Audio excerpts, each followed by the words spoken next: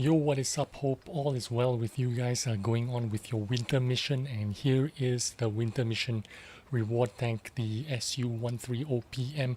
I'm here platoon with my clanmate Buff Hamster, and he's in the LT-432.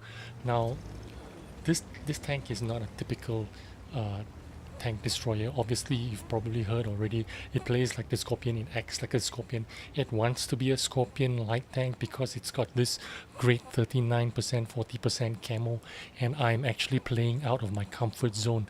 I've decided to follow the tier 9 tank destroyer, this Conway over here, and play on the west side of the map. Now normally I go into the east side up the hill in whatever tank that I am playing. Hang on, let me fix this colorblind mode and get this thing to work properly.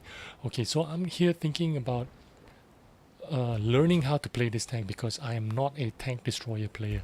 The Scorpion was my first tank and I just got it like a couple of months ago and have like 100 games in it with shit crew, and I'm learning how to play this tank and I'm getting a feel for it, and I'm getting a lot better every day as I play it more often.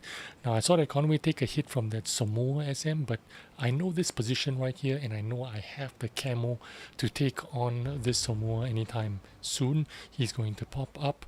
I have the camo, which means I'm going to have the drop on him. That's why I'm confident of being here and waiting for him to pop his head out.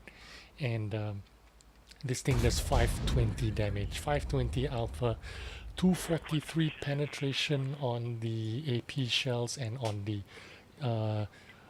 heat shells it does 320 penetration.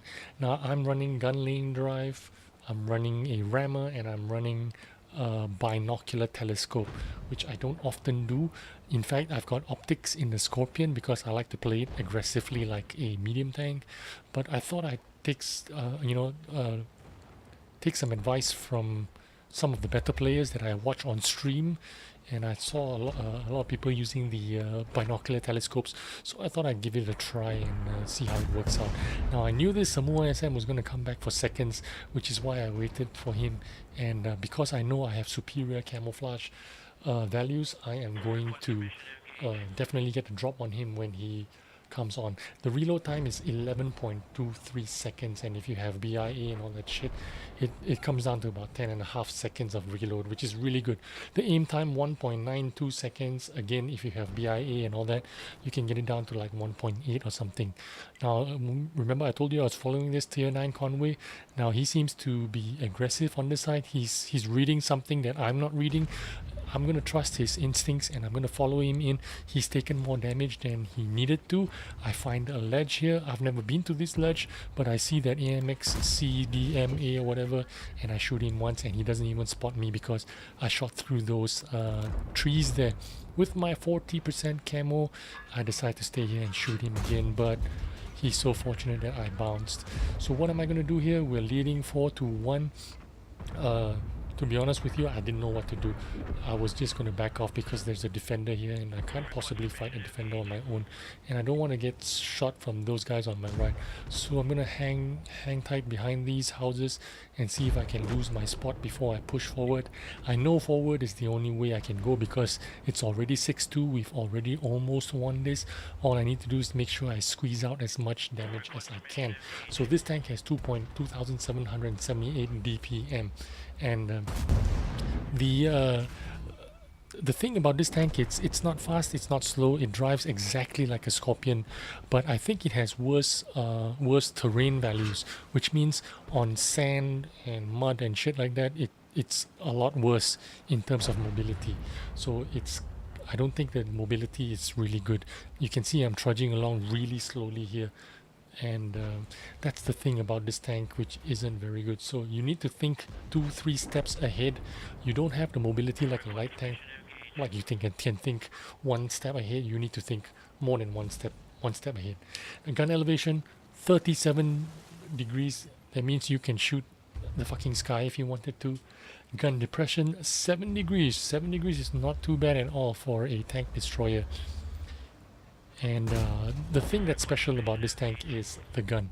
The gun is exactly like a Scorpion, but a little bit more damage, just a smidgen more damage. Mobility is not that great, so don't think about using it to circle anything. It feels a lot like a scorpion. It acts a lot like a scorpion. The shell velocity, though the AP shells on the scorpion is like 900 something, this one is 1000, so it's a little bit, travels a little bit faster. And the sweet thing about this, the heat shells is also 1030. So the heat shells and the AP shells have the matching shell velocity. So that means you don't need to make a lot of adjustments when you are switching ammos. Now, more often than not, you don't really need to shoot your premium ammo even in tier 9 games, but in tier 10 games you certainly have to use your premium shells to get some damage, especially on like heavily armored tanks. But other than that, you're going to make a lot of credits. If you squeeze out 9 shots from this tank and penetrate 8 or 6 out of 9 shots, you are doing very well already. In fact, in this game, I'm gonna shoot 9 shots total.